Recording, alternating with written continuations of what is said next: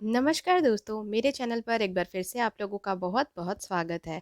दोस्तों, इस वीडियो में मैं आप लोगों के लिए लेकर आई हूँ पंडित चंद्रधर शर्मा गुलेरी की जीवन परिचय। ये मुझसे एक बच्चे ने माँगा था, सो इसलिए मैंने ये वीडियो बनाई है। हो सकता है कि आपके लिए इम्पोर्टेंट हो, और अगर ये आप लोगों के लिए थोड़ा भी इम्पोर्टेंट हो और वीडियो आप लोगों को पसंद आए, सो प्लीज़ वीडियो को लाइक ज़रूर कीजिएगा।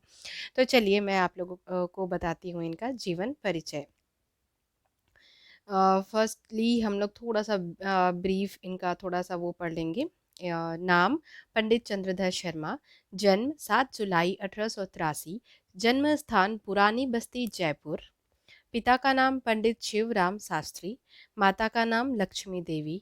प्रसिद्ध कृतियाँ उसमें सबसे प्रसिद्ध है इनकी उसने कहा था, जिसकी वजह से ये आज भी फेमस है। मृत्यु 12 सितंबर 1922 काशी उत्तर प्रदेश में हुआ था। अब चलिए शुरू करते हैं इनका बेसिक एक परिचय, जीवन परिचय, जिसमें उनसे रिलेटेड थोड़ी बहुत जानकारी दूंगी मैं आप लोगों को। पंडित चंद्रधर शर्मा गुलेरी हिंदी साहित्य के प्रमुख कथाकार, व्यंग्यकार तथा निबंधकार माने जाते हैं। इनका जन्म 7 जुलाई 1883 में जयपुर के पुरानी बस्ती में हुआ था। इनके पिता पंडित शिवराम शास्त्री अत्यंत विद्वान थे, उन्हें राज्य सम्मान भी दिया गया था।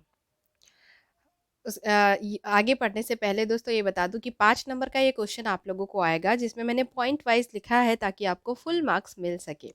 पंडित चंद्रधर उनकी तीसरी पत्नी के पुत्र थे। गुलेरी जी जब मात्र 10 वर्ष के थे, तब एक बार इन्होंने संस्कृत में भाषण देकर भारत धर्म महामंडल के विद्वानों को आश्चर्यचकित कर दिया था। और वाकई 10 वर्ष की उम्र में संस्कृत में भाषण देना मतलब बहुत ही बड़ी बात है। गुलेरी जी अनेक भाषाओं के ज्ञाता थे: हिंदी, संस्कृत, पाली, प्राकृत, बांग्ला, अंग्रेजी, लैटिन तथा फ्रेंच। गुलेरी जी का से भी घनिष्ठ संबंध था। वे खेतड़ी नरेश जयसिंह के और जयपुर राज्य के सामंत पुत्रों के अजमेर के मेयो कॉलेज में अध्ययन के दौरान उनके अभिभावक रहे। आप चाहें तो ये वाला पैरा जो है, ये छोटा सा जो मैंने ऐड किया है, ये आप स्किप भी कर सकते हैं। इतना जितना तक लिखेंगे आप, तो भी इतना तक आपको मतलब इनका स्टार्टिंग का थोड़ा सा परिचय चल जाएगा। ये आप नहीं भी लिखेंगे तो भी चलेगा। इसका फर्स्ट लाइन लिख सकते हैं: गुलेरी जी का राजवंशों से घनिष्ठ संबंध था। अब चलिए आगे बढ़ते हैं। अब इनकी रचनाएं। गुलेरी जी का बहुविध रचनाकार व्यक्तित्व उनकी सृजनशीलता के 4 प्रमुख पड़ावों में उभर कर आता है। तो ये 4 प्रमुख पड़ाव ये आपको याद करने पड़ेंगे। ये आप लिख देंगे तो इनकी रचनाएं जो है उसमें कवर अप हो जाएगा। पहला समालोचन, दूसरा मर्यादा, तीसरा प्रतिभा, चौथा नागरी प्रचारिणी पत्रिका। गुलेरी जी ने उत्कृष्ट निबंधों के अलावा कुछ गिनी चुनी कहानियां भी लिखी हैं, जिनमें से कुछ है घंटाघर, सुकन्या, हीरे का हार, धर्मपरायण रिच, उसने कहा था एवं अन्य। उसने कहा था कहानी हिंदी में गुलेरी जी का पर्याय ही बन चुकी है। उसने कहा था बहुत ही फेमस एक स्टोरी है जो गुलेरी जी के ने लिखा था, वो बहुत ज़्यादा यही वाली कहानी जो है वो फेमस हुई थी। ये आपको ऐसे नॉर्मली क्वेश्चंस में भी 1 नंबर के क्वेश्चन में भी आ सकता है कि उसने कहा था किसकी कृति है या फिर किसने लिखा था, तो उसमें आप ये बता सकते हैं कि ये गुलेरी जी की कृति है, मतलब चंद्रधर जी की। उसके बाद देख लेते हैं कि इन्हें क्या सम्मान सम्मान मिला था, उसमें देख लेते हैं। चंद्रधर शर्मा गुलेरी ने कहानी व निबंध विधा में लेखन के अतिरिक्त संपादक, शिक्षक एवं इतिहासकार के रूप में भी कार्य किया। उन्होंने 1904 से 1922 तक विभिन्न संस्थाओं के में भी शिक्षण कार्य भी किया। गुलेरी जी को इतिहास क्षेत्र में योगदान के लिए इतिहास दिवाकर सम्मान से सम्मानित किया गया। ये भी आपके 1 नंबर के क्वेश्चन में आ सकता है। सो ये वाला पॉइंट आप मतलब इसमें अगर चाहें तो सिर्फ एक लाइन में भी लिख सकते हैं कि इन्हें इतिहास दिवाकर सम्मान से सम्मानित किया गया था। मतलब आपको सिर्फ और सिर्फ इस सम्मान का नाम याद रखना है। तो आप इसमें लिखेंगे तो ये 1 पॉइंट बन जाएगा और आपको ईजिली इससे 1 नंबर तो मिल ही जाएगा। उसके बाद हम बढ़ते हैं साहित्यिक विशेषताएं की ओर। भाषा विज्ञान में रुचि रखने वाले गुलेरी जी के लेखन में समाज को जागृत करने वाले विभिन्न पहलुओं को के व्यवहारिक स्वरूप को प्रधानता मिली है। इनकी रचनाएं समाज को जागरूक करती हैं।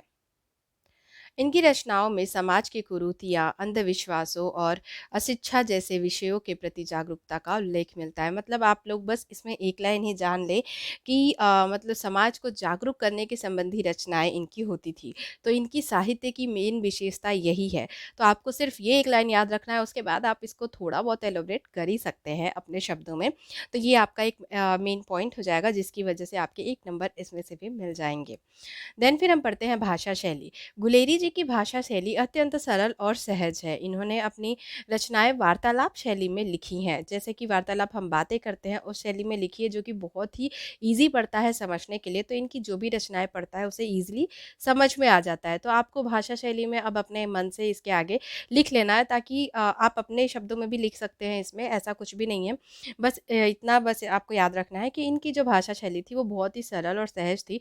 मतलब जैसे हम बातें करते हैं वैसे टाइप की थी। तो इसमें इनकी जो रचनाएँ हैं, उनकी जो शैली है भाषा की, उसमें थोड़ी बहुत त्रुटियाँ भी देखने को मिल सकती हैं। तथा अपने लेखन में संस्कृत के कुछ अप्रचलित शब्दों एवं लोक भाषा के शब्दों का भी प्रयोग किया है। इनकी रचनाओं में उदाहरण अत्यधिक होते हैं। जैसे कि उदाहरण देने से जो होगा ना, इनकी जो भी पढ़ेगा उसे बहुत ईज़िली समझ में आएगा, ये तो आपको भी पता है। जिससे कथ्य अधिक ग्राह्य एवं भाव पाठक समझ पाते हैं, बहुत ईज़िली समझ में आ जाती हैं। तो फिर ये हो गई भाषा शैली। इसको भी आप थोड़ा-सा एलाबोरेट कर सकते हैं, तो इसमें भी आपको मार्क्स मिल जाएँगे। मतलब मैं आप लोगों को बता रही हूँ कि ये 5 मार्क्स का क्वेश्चन है। तो आपको पूरे के पूरे 5 मार्क्स कैसे मिलेंगे? क्योंकि जो टीचर होता है वो यही पॉइंट वाइज़ ही देखता है। अगर आप पॉइंट वाइज़ थोड़ा-थोड़ा भी लिखेंगे 3-3 4-4 लाइन, तो भी आपको मार्क्स मिल जाएँगे।